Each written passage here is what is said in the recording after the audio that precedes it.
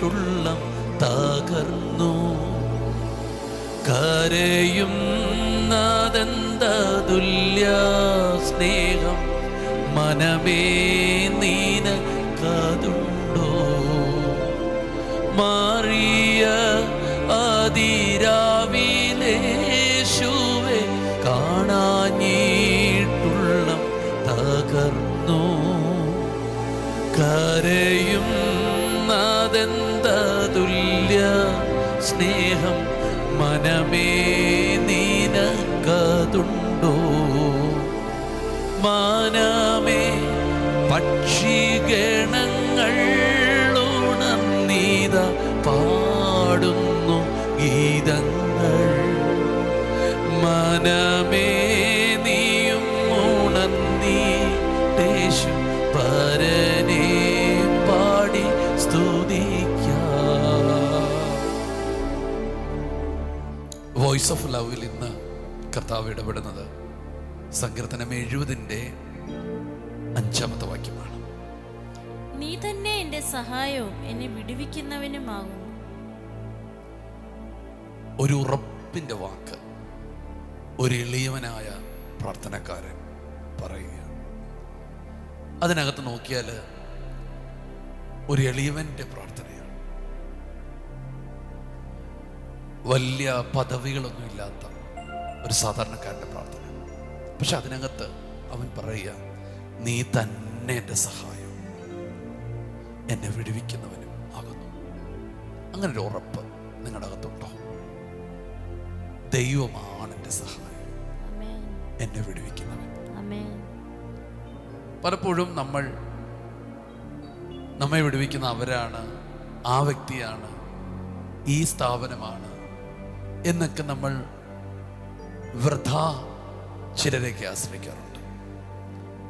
അവസാനത്തേക്കിൽ വരുമ്പോൾ നമ്മൾ നിരാശപ്പെടാറുണ്ട്. പക്ഷെ ഇന്ന് ഈ എളിയവന്റെ പ്രാർത്ഥന പോലൊരു പ്രാർത്ഥന, നീ തന്നെയാണ് എൻ്റെ സഹായം, എന്നെ വിടുവിക്കുന്നവൻ. അങ്ങനെ ഒന്ന് നിങ്ങൾ പറയണം. മറ്റാരുമല്ല എൻ്റെ സഹായം, മറ്റൊരിടത്തുനിന്നുമല്ല എൻ്റെ വിടുതൽ. സ്വർഗത്തിൽ നിന്ന്, യേശുവിൽ നിന്ന്, വചനത്തിൽ നിന്ന്. ആമേൻ. ആരെയൊക്കെയോ ആശ്രയിച്ച് ട്രസ്റ്റ് ചെയ്ത് നിരാശപ്പെട്ടൊരു വ്യക്തിയല്ലേ? അവർ സഹായിക്കും എന്നൊക്കെ കരുതിയിട്ട് ലഭിക്കാതെ പോയപ്പം ടെൻഷൻ അടിച്ചൊരു വ്യക്തിയല്ലേ? പറയണ, ദൈവമാണ് എൻ്റെ സഹായം, എന്നെ വിടുവിക്കുന്നവൻ അവനാണ്. ഉറപ്പായിട്ടും അങ്ങനെ പറയുന്നൊരു വ്യക്തി, അതിന് തൊട്ടും എടുത്തൊരു വാക്കുണ്ട്, അവർ പറയും ദൈവം മഹത്വമുള്ളവന്. ആമേൻ. ദൈവം മഹത്വമുള്ളവനെന്ന് പറയും. എനിക്ക് തിരുവചനത്തില് ഭയങ്കര ഇഷ്ടമുള്ളൊരു വാക്കുണ്ട്, തങ്കലെ ഏകാഗത ചിത്തന്മാരായിരിക്കുന്നവർക്ക് വേണ്ടി തന്നെത്താൻ ബലവാനെന്ന് കാണിക്കേണ്ടതിന് ഭൂമി മുഴുവൻ ഊടാടി അവരുടെ കണ്ണുകൾ ഇങ്ങനെ സഞ്ചരിക്കുക. തന്നിൽ ആരെങ്കിലും ശ്രദ്ധിക്കുന്നുണ്ടോ? ദൈവം വിടുവിക്കും, ദൈവം സഹായിക്കുമെന്ന് പറഞ്ഞ് ആരെങ്കിലും പ്രാർത്ഥിക്കുന്നുണ്ടോ?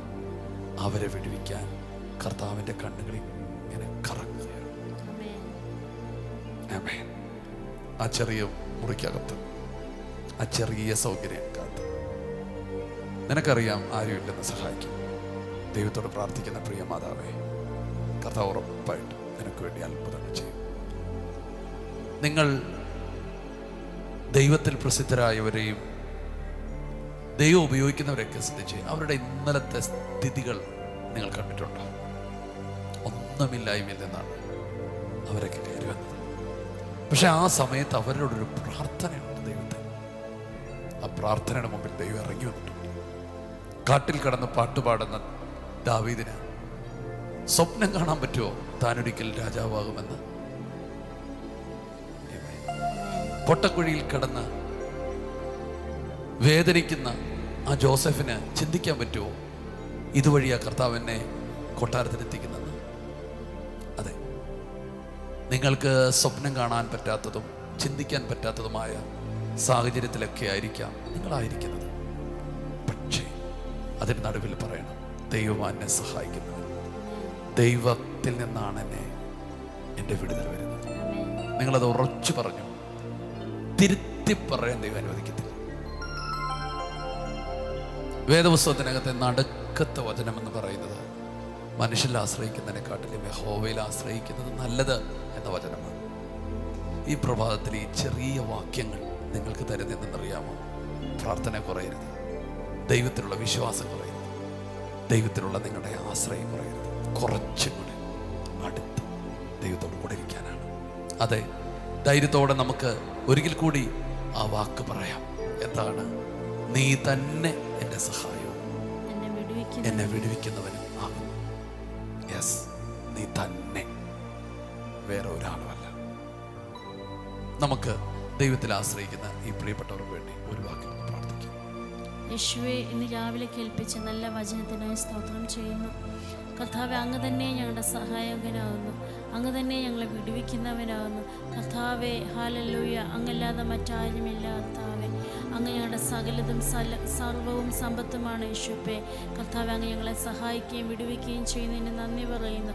കർത്താവ്, ഇന്നത്തെ ദിവസം ഈ കുഞ്ഞുങ്ങൾ കർത്താവ് ഏതെല്ലാം മേഖലകളിൽ കടന്നു പോകുന്നു അവിടെ എല്ലാം അങ്ങ് സഹായത്തെ നൽകുന്നതിന് സ്തോത്രം ചെയ്യുന്നു. കർത്താവ്, ഞങ്ങളുടെ കണ്ണുകൾ യഹോവയിലേക്ക് ഉയർത്തുകയാണ്. അപ്പാ, ഞങ്ങളെ സഹായിക്കുന്നതിന് നന്ദി പറയുന്നു. കർത്താവ്, ഞങ്ങളുടെ ആശ്രയം യേശുവിൽ അർപ്പിക്കുന്നു.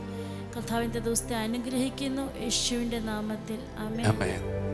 കർത്താവ് നിങ്ങളുടെ വിശ്വാസത്തെ കാത്ത് സൂക്ഷിക്കും. കർത്താവെ, ഞങ്ങൾ ഈ മക്കളെ അനുഗ്രഹിക്കുന്നു. കർത്താവിൽ ഏകാഗ്രതയോടെ ഇരിക്കുന്നവരെ ധാരാളമായി അനുഗ്രഹിക്കണമേ. ഇന്നത്തെ ദിവസം അവർ ആരോഗ്യത്തോടെ സമാധാനത്തോടെ എല്ലാ കാര്യം ചെയ്യട്ടെ. അനുഗ്രഹിക്കുന്നു. സമാധാനത്തോടെ ആയിരിക്കുക. ഇന്ന് നിങ്ങൾ ചെയ്യുന്ന എല്ലാ കാര്യത്തിലും ദൈവത്തിൻ്റെ കരവും കർത്താവിൻ്റെ കണ്ണും ഉണ്ടായിരിക്കും. God bless you.